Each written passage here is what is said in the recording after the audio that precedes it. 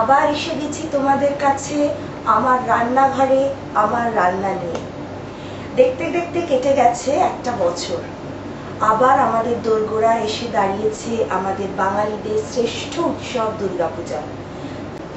আজকাল আমরা বঙ্গবধূরা কিন্তু আর শুধুমাত্র বাঙালি রান্নার মধ্যে নিজেদের সীমাবদ্ধ করে রাখিনি। দেশ বিদেশের নানা রকমের রান্না এখন আমাদের রান্নাঘরে জায়গা করে নিয়েছে। এমনই একটি প্রাদেশিক রান্না আজ আমি আমার রান্নাঘরে তোমাদের করে দেখাবো। ভারতবর্ষের একদম পশ্চিম প্রান্তের রাজ্য গুজরাটের এক ভীষণ জনপ্রিয় খাবার হলো ঢোকলা। হ্যাঁ বন্ধুরা, আজ আমি আমার রান্নাঘরে তোমাদের সাথে ঢোকলা কেমন করে বানাতে হয় সেটাই করে দেখাবো। সবার আগে চলো দেখে নিই ঢোকলা বানানোর জন্য কি কি ইনগ্রেডিয়েন্টস আমাদের লাগছে। আমি বেসনের ঢোকলা বানাচ্ছি, তাই আমার লাগবে সবার আগে 1 কাপ মতো বেসন, আর লাগবে 1 কাপ মতো ফেটানো দই। এবার যেটা লাগছে সেটা হলো কাঁচা লঙ্কা।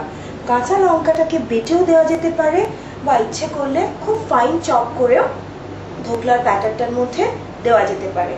নেক্সট যেটা লাগছে সেটা হচ্ছে আদা বাটা, হলুদ গুঁড়ো, এরপর নুন, আর লাগবে লেবুর রস, আর যেটা লাগছে সেটা হচ্ছে আইদার সোডা বাইকার্ব দেওয়া যেতে পারে অথবা ইনো ফ্রুট সল্ট সেটা ইউজ করা যেতে পারে। আমি এখানে ইনো ফ্রুট সল্টটাই ইউজ করছি, তোমরা যেটা ইচ্ছে ইউজ করতে পারো, সোডা বাইকার্ব অথবা ইনো ফ্রুট সল্ট। আচ্ছা, এটা তো গেল ঢোকলা বানানোর জন্য যে ব্যাটারটা করব সেটার ইনগ্রেডিয়েন্টস। এবার ঢোকলা বানানোর পর টেম্পারিং করতে যে জিনিসগুলো লাগছে সেগুলো বলে দিই।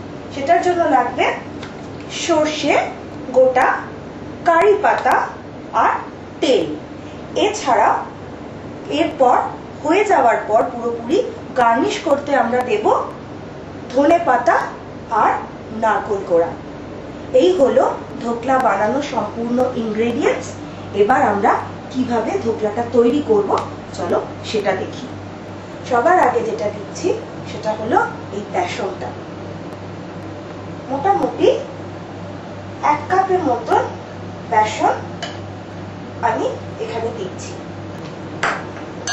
এবার যেটা দেব, এই যে ফেটানো দইটা রয়েছে সেটা এখানে ঢেলে দেব। এবার দেব খানিকটা জল। জলটা খুব আস্তে আস্তে ঢালতে হবে যাতে ব্যাটারটা খুব তাড়াতাড়ি পাতলা না হয়ে যায়। আস্তে আস্তে জলটা ঢালতে হবে। অল্প জল ঢেলে এবার ব্যাটারটাকে আমাকে মিক্স করতে হবে। খুব ভালো করে মিক্স করতে হবে যাতে কোনো বেসনের মধ্যে লাম্পস না থেকে যায়। এবার যেটা করতে হবে, স্বাদ মতন নুনটা দিতে হবে। যে যেরকম নুন পছন্দ করে সেরকম নুন দেবে। এবার এর মধ্যে যেহেতু টক দই দেওয়া আছে তাই নুনটা একটু সাবধানে দেওয়াই ভালো, তাহলে খুব বেশি টক হয়ে যেতে পারে। নুনটা দিয়ে আবার ভালো করে ফেটিয়ে নিয়ে এবার যেটা করতে হবে, এই ব্যাটারটাকে মোটামুটি ঘন্টা 4 মতন কোনো কিছু একটা চাপা দিয়ে বাইরে, ফ্রিজে নয়, বাইরে রুম টেম্পারেচারে এটা রাখতে হবে। তারপর আমরা ঢোকলা বানানো শুরু করব। 4 ঘন্টা মোটামুটি কেটে গেছে। এবার আমি এই ব্যাটারটাতে বাকি সমস্ত মশলা মিশিয়ে এটা প্রেসার কুকারে স্টিম করব। দেখো এটা মোটামুটি ফার্মেন্টেড হয়ে গেছে। এর মধ্যে এবার বাকি মশলাপাতি যেগুলো আছে সেগুলো দেব। সবার আগে যেটা দেব সেটা হচ্ছে আদা বাটা। মোটামুটি 1 টিস্পুন মতন আদা বাটা দিলাম। এবার দেব, ইচ্ছা করলে পেস্টও দেওয়া যেতে পারে, কাঁচা লঙ্কা বাটা, অথবা আমি ইউজ করছি কাঁচা লঙ্কা চপ করে এর মধ্যে দেওয়া যেতে পারে। এই হলো কাঁচা লঙ্কা দিলাম। এবার যেটা দিতে হবে সেটা হচ্ছে সামান্য হলুদ গুঁড়ো।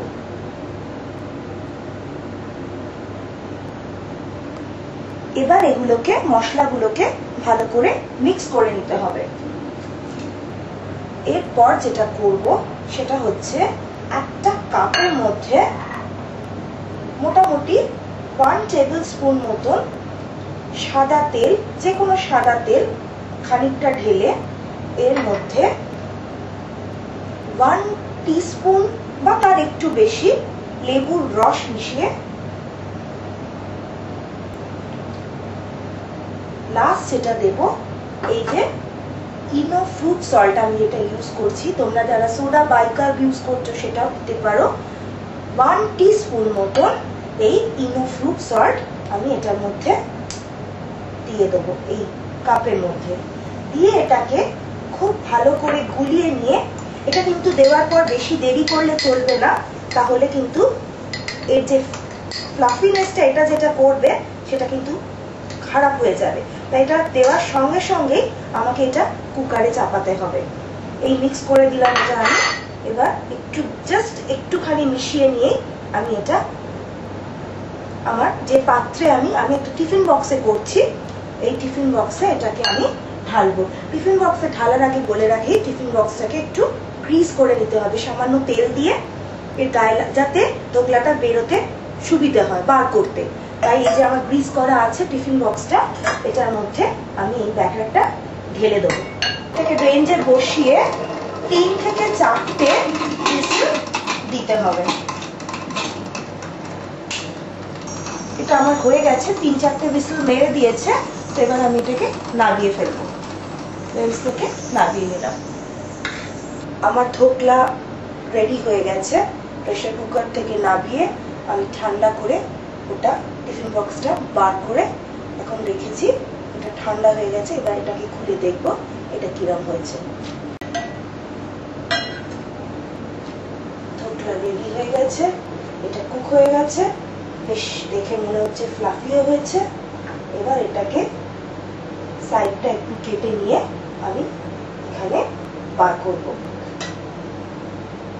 ছুরি দিয়ে সাইডটাকে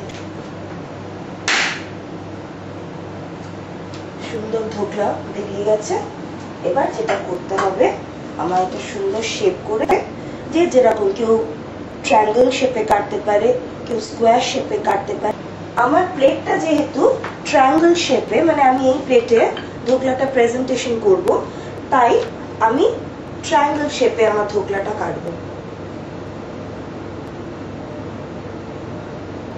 আমি সব ধোকলাগুলোকে এরকম ট্রায়াঙ্গেল শেপে কেটে নিয়েছি। প্লেটের মধ্যে এই ধোকলাগুলোকে এবার নিজের ইচ্ছে মতো সুন্দর করে সাজিয়ে নিতে হবে। এবার যেটা করতে হবে, আমার ধোকলা তো রেডি হয়ে গেল। এবার এর ওপরে আমাকে টেম্পারিংটা দিতে হবে। ফ্রাই প্যানটা গরম করছি, দিয়ে দিলাম তেল।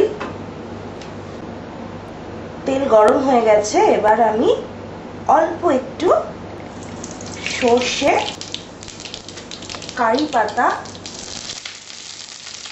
আর 2টো স্লিট গ্রিন চিলি দিয়ে দিলাম। যেই একটা সুন্দর গন্ধ বেরোতে শুরু করবে, এবার আমি এটাকে তুলে ওই ধোকলার উপর ঢেলে দেবো। এবার আমি এটাকে স্পুনে করে একটু একটু করে ধোকলাটার উপরে ছড়িয়ে দেবো। এই হয়ে গেল ধোকলার উপর টেম্পারিং। এবার আর বাকি রইল যেটা, সেটা হচ্ছে গার্নিশিং। এই হয়ে গেল আমার ধোকলা রেডি। তোমরা অবশ্যই বাড়িতে ট্রাই করো। আর সকলকে আমার দুর্গাপুজোর অসংখ্য শুভেচ্ছা জানিয়ে আজ আমি আসি। আবার আসবো হয়তো কোনোদিন তোমাদের কাছে আমার নতুন রান্না নিয়ে। আর চলি, সকলে খুব ভালো থেকো, পুজোতে খুব আনন্দ করো, অনেক রান্না করো আর ভালো ভালো খেও। টাটা।